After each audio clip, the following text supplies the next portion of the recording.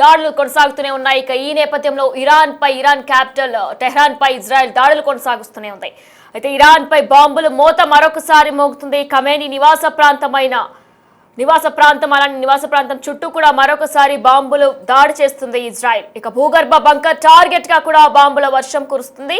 50 యుద్ధ విమానాలతో భారీ operation చేపడుతుంది Israel. ఇక అటాక్ వీడియో కూడా ప్రస్తుతం ఇజ్రాయెల్ రిలీజ్ చేసింది. ప్రస్తుతం మనం ఆ వీడియోని కూడా బిగ్ టీవీ డిజిటల్ లైవ్ లో ఎక్స్క్లూజివ్ గా చూస్తున్నాం. అయితే ఖమేనీని తరలించేందుకు ఈ బంకర్ నిర్మించారు. యుద్ధం మొదటి రోజే ఖమేనీని ఇజ్రాయెల్ లేపేసిన విషయం కూడా మనందరికీ కూడా తెలిసిందే. ప్రస్తుతం ఆ బంకర్లు సీనియర్ లీడర్లు వాడుతున్నారు. ఏదైతే బంకర్ ని మనం చూస్తున్నామో ఈ బంకర్ లోనే వార్ జరుగుతున్నప్పుడు గల్ఫ్ దేశాల్లో కానీ ఇటు ఇజ్రాయెల్ ఇరాన్ ఇటువంటి దేశాల్లో ఖచ్చితంగా ఆ బంకర్ లోనే మనుషులు దాక్కుంటూ ఉంటారు. అయితే ఏదైతే మనం బంకర్ ని చూస్తున్నామో ఈ బంకర్ లోనే ఖమేనీ కూడా ఉండేవారు. అయితే ప్రస్తుతం ఈ బంకర్ లో సీనియర్ లీడర్స్ కూడా ఉన్నట్లు కూడా సమాచారం. అయితే ఈ బంకర్ లో సీనియర్ లీడర్లు కూడా ఉన్నట్లు కూడా తెలుస్తుంది. ప్రస్తుతం బంకర్ బ్లాస్ట్ తో బాంబులన్నీ కూడా పెను విధ్వంసం సృష్టిస్తున్నాయి. టెహ్రాన్ నడిబొడ్డున ఉన్న ఖమేనీ బంకర్ నగరంలో కూడా అనేక వీధుల్లో బంకర్ ని మొత్తం కూడా ధ్వంసం చేస్తున్నట్లు కూడా సమాచారం. ప్రస్తుతం ఈ బంకర్ లో అనేక సీక్రెట్ గదులు ఉన్నాయి. ప్రత్యేక ఏర్పాట్లు కూడా చేసినట్లు కూడా బంకర్ మొత్తం కూడా ఉంది. అయితే బంకర్ లోపల సీక్రెట్ రూమ్స్ ఉన్నాయి, వసతులు కూడా ఉన్నట్లు కూడా తెలుస్తుంది. అయితే దాడులు జరుగుతున్న నేపథ్యంలో గల్ఫ్ కంట్రీస్ లో బంకర్స్ లోకి వెళ్లి దాక్కుంటూ ఉంటారు ప్రజలు. మరి ఇదే నేపథ్యంలో ఖమేనీ నివాస ప్రాంతంలో కూడా ఉన్న బంకర్ లోనే ప్రస్తుతం మరొకసారి బాంబులు అలచడం ముగింది. ఇదే అంశానికి సంబంధించిన పూర్తి సమాచారం ఢిల్లీ నుంచి మా ప్రతినిధి శివ అందిస్తారు. రైటర్ శివ, మరొకసారి ఇరాన్ క్యాపిటల్ టెహ్రాన్ పై కూడా దాడులు కొనసాగుతున్నట్లు కూడా తెలుస్తుంది. ప్రజెంట్ బంకర్ ని కూడా పేల్చే విధంగా కూడా వారు సన్నాహాలు చేస్తున్నట్లు కూడా తెలుస్తుంది. డీటెయిల్స్ ఏ విధంగా ఉన్నాయి శివ? రైట్ వినయనా, ఇటు పశ్చిమాసియా దేశాల్లోనూ ఇటు టెహ్రాన్ ఇరాన్ రాజధాని టెహ్రాన్లోనూ దాడులు కొనసాగుతున్నాయి. ఇటు అమెరికా ఇజ్రాయెల్ సంయుక్తంగా దాడులు చేస్తూ ఉన్నాయి. ఏదైతే 28వ తేదీన Iran supremo leader Ayatollah Ali Khamenei మృతికి కారణమైన ఇజ్రాయెల్ అదే ప్రాంతంలో మరికొన్ని యుద్ధ విమానాలతో దాదాపు 50 యుద్ధ విమానాలతో విరుచుకుపడింది. అంటే ఖమేనీ నివాసం ఉండేందుకు అండర్ గ్రౌండ్ లో ఆశ్రయం పొందేందుకు ఒక బంకర్ ను కూడా ఏర్పాటు చేసింది. కానీ గతంలో ఎన్నడూ కూడా అయతుల్లా ఖమేనీ ఆ బంకర్ ను వినియోగించలేదు. కానీ ఖమేనీ చనిపోయిన తర్వాత ఇటు ఇరాన్ కి సంబంధించిన కీలక ఉన్నత శాఖ అధికారులందరూ కూడా ఆ బంకర్ ను వినియోగించి అక్కడ సమీక్షా సమావేశాలు నిర్వహిస్తున్నారు.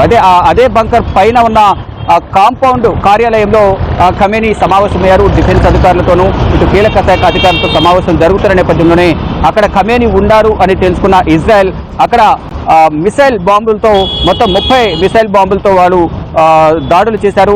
దాడులు చేసిన నేపథ్యంలో ఆ దాడుల్లో 28వ తేదీన ఖమేనీ మృతి చెందారు. ఇక మృతి చెందిన తర్వాత ప్రతీకార దాడులతో రగిలిపోతున్న ఇరాన్, అమెరికా, ఇజ్రాయెల్ పశ్చిమాసియా దేశాలు గల్ఫ్ కంట్రీస్ పై దాడులు చేస్తోంది. అయితే తర్వాత ఏదైతే అండర్ గ్రౌండ్ బంకర్ ఏదైతుందో ఆ బంకర్ ను కూడా టార్గెట్ గా చేసుకుని ఖమేనీ చనిపోయిన తర్వాత బంకర్ అందరూ కూడా ఈ ఇరాన్ కు సంబంధించిన కీలక అధికారులు దాన్ని వినియోగిస్తూ ఉన్నారు. ఆ బంకర్ అనేది పలు ప్రాంతాలను అండర్ గ్రౌండ్ లో ఉంటుంది. బంకర్ పలు ప్రాంతాల వీధుల గుండా ఇది వెళ్తుంది. అనేక ద్వారాలు, ఓపెన్ డోర్లు కూడా దానికి ఏర్పాటు చేసినట్టు తెలుస్తోంది. ఎటు నుంచి ఎటువైపు వెళ్లే విధంగా కూడా ఈ అండర్ గ్రౌండ్ బంకర్ ను నిర్మాణం చేపట్టారు. కానీ ఎప్పుడు కూడా ఖమేనీ దీన్ని వినియోగించలేదని కొంత ప్రచారం అయితే జరుగుతుంది. దాన్ని వినియోగించారా లేదా అనేది కూడా ఇంకా అధికారికంగా తెలియాల్సి ఉంది. కానీ ఖమేనీ ఎప్పుడు కూడా దాంట్లో ఆశ్రయం పొందలేదు అనేది ఇజ్రాయెల్ దగ్గర ఉన్న సమాచారం మేరకు వారు చెప్తున్నారు. దానిలో భాగంగానే ఆ బంకర్ ను ఈ ఉన్నత శాఖ అధికారులందరూ కూడా వినియోగిస్తున్నారు. కాబట్టి దానిపై మేము దాడి చేస్తామనేది కూడా వారు ఒక ప్రకటన కూడా విడుదల చేశారు. అంటే నిన్న ఉదయం నుంచి కూడా ఇరాన్ పైన ఇజ్రాయెల్, అమెరికా సంయుక్తంగా దాడులు కొనసాగిస్తున్నది.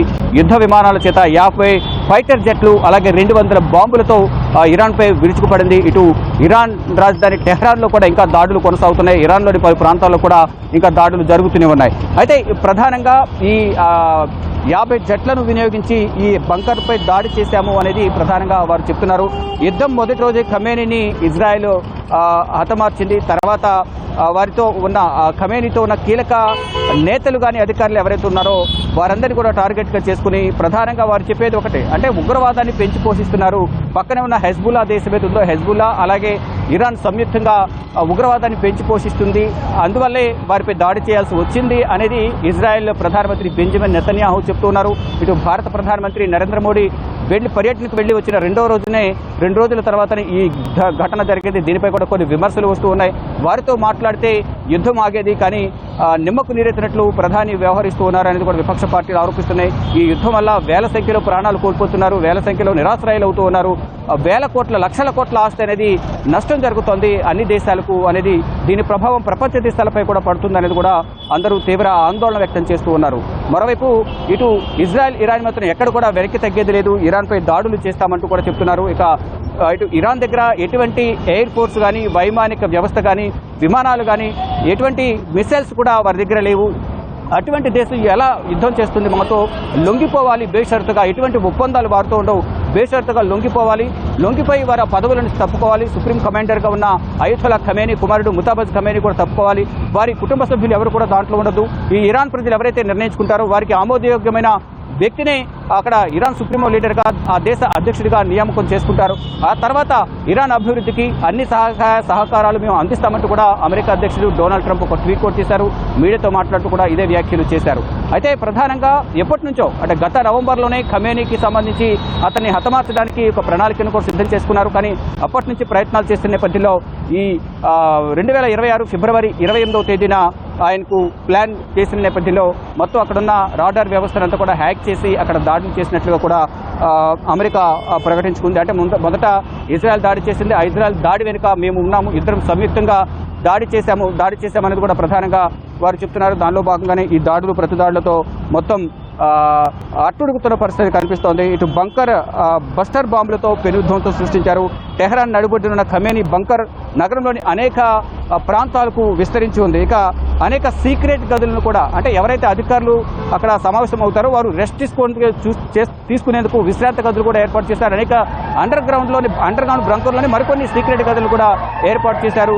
దానిని మేము విధ్వంసం చేశామనేది కూడా సృష్టించామనేది కూడా ఇజ్రాయెల్ అమెరికా ప్రకటించుకుంటూ ఉన్నాయి. మరోపు ఇరాన్ కూడా ఎక్కడా తగ్గకుండా వారు కూడా దాడులు చేస్తున్న పరిస్థితి కనిపిస్తోంది. మొత్తంగా చూసుకుంటే ఈ దాడులు ప్రతిదాడులతో ఇప్పటి వరకు ఇరాన్లో 3000 మందికి పైగా కూడా ప్రాణాలు కోల్పోయారు. ఇది కేవలం అధికారికంగా ప్రకటించిన లెక్కలు కాదు, కేవలం ఒక అంచనా ప్రకారం చేసిన లెక్కలు మాత్రమే. అధికారికంగా ఇంకా ప్రాణ నష్టం అనేది ఇరాన్లో చాలా ఎక్కువ జరిగింది. ఆర్థికంగా కూడా ఇరాన్ కుదేలైపోయిన పరిస్థితి కనిపిస్తోంది. ఇప్పట్లో ఇరాన్ కోలుకునే పరిస్థితి కనిపించడం లేదు. మరోవైపు ఎట్ ద సేమ్ టైం అమెరికాకు కూడా ధనిక దేశమైనప్పటికీ కూడా వారికి కూడా భారీగా నష్టం జరుగుతోంది. ఇటు ఇజ్రాయెల్ కూడా భారీగా నష్టం జరుగుతోంది. ఇటు ఇరాన్ కూడా ఎక్కడ కూడా వెనుకడుగు వేయకుండా భారీగా దాడులు చేస్తోంది. అంటే ఇక్కడ అత్యధిక ఖర్చుతో అమెరికా ఇరాన్ పైన దాడులు చేస్తుంటే ఇటు ఇరాన్ మాత్రం వారి దగ్గర ఉన్న వనరులతోనే తక్కువ ఖర్చుతో ఈ డ్రోన్లు ఏవైతున్నాయో తాత్కాలికంగా అంటే ఒకవైపు దాడి చేసినప్పటికీ కూడా వారి భూమిలోకి వెళ్ళిన తర్వాత ఆ డ్రోన్లు మళ్ళా కొద్ది సమయం తర్వాత విస్ఫోటనం జరిగే విధంగా కూడా ఆ డ్రోన్స్ రూపొందించారు. ఆ డ్రోన్స్ ఖరీదు కూడా $30 నుంచి $40 వరకు మాత్రమే ఖర్చు వెచ్చించి అవి తయారు చేసినట్టు తెలుస్తుంది. దాదాపు 4 లక్షల డ్రోన్ల వరకు ఇరాన్ వద్ద ఉన్నాయి. మరోవైపు ఇటు ఒక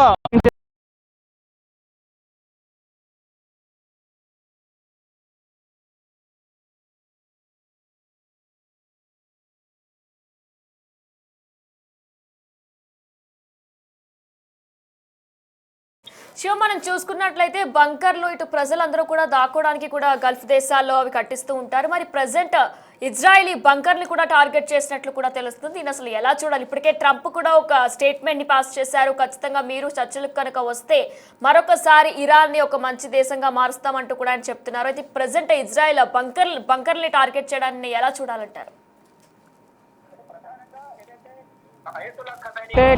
అయతుల్లా ఖమేనీ వారసులు ఎవరు ఉండకూడదు, ఆ వర్గానికి సంబంధించిన ఏ ఒక్కరు కూడా అక్కడ పాలనా పగ్గాలు చేపట్టకూడదు అనేది ప్రధానంగా అమెరికా భావిస్తుంది. దానిలో భాగంగానే 36 సంవత్సరాలుగా ఏకఛత్రాధిపత్యం వహించిన అయతుల్లా అలీ ఖమేనీని మట్టుబెట్టడం, దాని తర్వాత ఆయన వారసుడిగా ఆయన రెండవ కుమారుడు ముతాబజ్ ఖమేనీని నియమించడం, ఆ మరుసటి రోజే అంత్యక్రియలు జరగాల్సి ఉంది. అంత్యక్రియలు జరిగే సందర్భంలో కూడా మేము దాడులు చేస్తాము, నెక్స్ట్ సుప్రీమో లీడర్ ఏమో టార్గెట్ అంటూ కూడా అమెరికా ఇజ్రాయెల్ ప్రకటించిన నేపథ్యంలో ఆ రోజు అంత్యక్రియలను కూడా వాయిదా వేసుకున్నారు.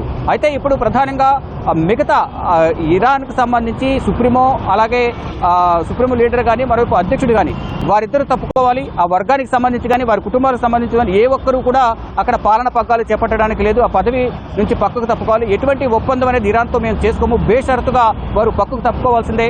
ఇక ఇరాన్ ప్రజలకు యోగ్యమైన వారిని నాయకుడిని వారే ఎన్నుకుంటారు. ఎన్నుకున్న తర్వాత వారికి అన్ని విధాల పాలనా పరంగా కానీ దేశాన్ని అభివృద్ధి చేసుకునేందుకు కావాల్సిన వనరులు కానీ అన్ని విధాల మేము అభివృద్ధికి సహకరిస్తామంటూ కూడా డొనాల్డ్ ట్రంప్ వ్యాఖ్యానిస్తూ ఉన్నారు.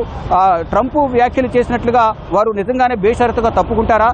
లేని పక్షంలో ఈ దేశ అధినేతను కోల్పోయినప్పటికీ కూడా వెనుకడుగు వేయకుండా ప్రతీకార దాడితో రగిలిపోతున్న ఇరాన్ ఇంకా మరింత ముందడుగు వేసి ఇరాన్ దాడులు చేస్తుందా అనేది కూడా చూడాల్సింది. ఇప్పుడు దాదాపు చాలా వరకు రక్షణ వ్యవస్థకు సంబంధించి అనేక విధాలుగా ఇటు ఇరాన్ నష్టపోయింది, అనేక ఆస్తులను కోల్పోయింది. బ్రిడ్జెస్ కానీ ఇటు డ్యాములకు సంబంధించి కానీ వాటర్ డ్యాములకు సంబంధించి దాడులు చేస్తుంది. మరోవైపు అనేక ప్రభుత్వ భవనాలపై కూడా ఇరాన్ ఇజ్రాయెల్ సంయుక్తంగా ఇజ్రాయెల్ అలాగే అమెరికా సంయుక్తంగా ఇరాన్ పైన దాడులు చేశాయి. ఇలా అనేక విధాలకు కూడా నష్టాన్ని మిగిల్చింది ఇరాన్కు. ఈ నేపథ్యంలో ఇప్పుడు ఒప్పందాలతో పని అవ్వదు, బేషరతుగా లొంగిపోవాల్సిందే అని అమెరికా అధ్యక్షుడు డొనాల్డ్ ట్రంప్ చెప్తున్న నేపథ్యంలో ట్రంప్ చేసిన వ్యాఖ్యలకు కట్టుబడి వారు బేషరతుగా లొంగిపోతారా, లేదా ఖమేనీ చనిపోయిన బాధలో ఉన్న ఇరాన్ ప్రభుత్వాధినేతలు ప్రతీకార దాడితో ఇంకా ముందుకు వెళ్తారని చూడాల్సింది. కానీ ప్రజెంట్ సిచ్యువేషన్ చూసుకుంటే దాడులు ప్రతి దాడులతో ఎక్కడ కూడా ఏ ఒక్క దేశం కూడా వెనకడుగు వేయడం లేదు. కానీ పశ్చిమాసియా దేశాలు ఎటువంటి దాడులు చేయని పశ్చిమాసియా దేశాలు ఏవైతే ఉన్నాయో, పశ్చిమాసియా కానీ గల్ఫ్ కంట్రీస్ 6 కంట్రీస్ మొత్తం 14 దేశాలపైన ఇరాన్ దాడులు చేస్తుంది. ఆ 14 దేశాల్లో కూడా అమెరికాకు సంబంధించిన వైమానిక స్థావరాలు, సైనిక స్థావరాలు, మరోవైపు ఎయిర్ బేస్లు ఏవైతే ఉన్నాయో వాటిపై దాడి చేస్తుంది తప్ప మీ ప్రభుత్వ ఆస్తులపై మేము దాడి చేయమనేది ఇరాన్ కూడా ఆయా దేశాలకు చెప్తూ ఉంది. కానీ ఇటు అమెరికాకు సంబంధించిన సైన్యం కూడా కొంత ఆందోళన వ్యక్తం చేస్తుంది. మీ పంతాలకు, మీ ఆధిపత్య పోరులో మా ప్రాణాలు కోల్పోవాల్సి వస్తుంది అనేది ప్రధానంగా అమెరికా సైన్యం కూడా ట్రంప్కు వ్యతిరేకంగా సోషల్ మీడియా వేదికగా సోషల్ మీడియాలో వీడియోస్ విడుదల చేస్తున్నారు. కన్నీటి పర్యంతం అవుతూ ఉన్నారు. వెళ్లడం వల్ల మా ప్రాణాలు కోల్పోతాయి, మమ్మల్ని ఆ యుద్ధానికి పంపించొద్దంటూ కూడా వాళ్ళు ప్రాధేయపడుతున్నారు. అయినప్పటికీ కూడా ట్రంప్ మూర్ఖత్వంతో ఈ విధంగా వ్యవహరిస్తున్నారంటూ కూడా అమెరికా సైనిక వ్యవస్థ కానీ అమెరికా ప్రజలందరూ కూడా అంతర్జాతీయ నిపుణులు కూడా చెప్తూ ఉన్నారు. మొత్తంగా చూస్తుంటే ఇప్పుడు దాడులు ప్రతిదాడులతో 8వ రోజు పశ్చిమాసియా దేశాలు కానీ ఇటు గల్ఫ్ కంట్రీస్ కానీ మరోవైపు ఇటు అమెరికా, ఇజ్రాయెల్, ఇరాన్ దేశాల మధ్య యుద్ధం అనేది కొనసాగుతూనే ఉంది. ఇక బంకర్ను పేల్చేయడం ద్వారా మరింత నష్టాన్ని అనేది ఇరాన్కు, అంటే అండర్ గ్రౌండ్ బంకర్ దీన్ని నిర్మించాలంటే చాలా వ్యయంతో కూడుకున్నది. కానీ ఎప్పుడు కూడా దాంట్లో ఖమేనీ ఆశ్రయం పొందలేదు, ఎప్పుడు కూడా దాంట్లో విశ్రాంతి తీసుకోలేదు అనేది ఇజ్రాయెల్ చెప్తూ ఉంది. కానీ వారి దగ్గర ఉన్న సమాచారం నిజమా, లేదా గతంలో ఖమేనీ అండర్ గ్రౌండ్ బంకర్ను వినియోగించారా లేదా అనేది కూడా ఇంకా తెలియాల్సి ఉంది. కానీ ఆ బంకర్పై కూడా దాడి చేసి నష్టాన్ని మిగిల్చింది ఇరాన్కు. కానీ ఇరాన్ మాత్రం ప్రతీకార దాడి చేయాల్సిందే అనేది కూడా ప్రతీకారంతో రగిలిపోతుంది. ఇటు ఈ 2 దేశాలపై మేము దాడులు కొనసాగిస్తానంటూ కూడా ఇటు ఇరాన్ చెప్తా ఉంది. వినయన మనం చూస్తున్నాం, ఇరాన్ పై ఇజ్రాయెల్ మరొకసారి బాంబుల మోత సృష్టిస్తుంది. ఖమేనీ నివాస ప్రాంతంపై మరొకసారి దాడులు చేస్తుంది. అయితే ఏదైతే బంకర్లు ఉంటాయో మనం విజువల్లో చూస్తున్నాం, ఆ బంకర్లు ఖమేనీ కోసం నిర్మించినట్లు కూడా సమాచారం. అయితే ప్రస్తుతం ఈ బంకర్లలో ఖమేనీకి సంబంధించి సీనియర్ లీడర్స్ అందులో ఉంటున్నారు. అయితే బంకర్లు అనేవి గల్ఫ్ దేశాల్లో ఇటువంటి యుద్ధాలు జరిగినప్పుడు లోపల ప్రజలు దాక్కోవడానికి చేస్తూ ఉంటారు. అయితే ఆ బంకర్ లోపల సీక్రెట్ గదులు కూడా ఉంటాయి. ప్రస్తుతం ఈ బంకర్లు కూడా లక్ష్యంగా తీసుకొని ఇజ్రాయెల్ దాడులు చేస్తుంది.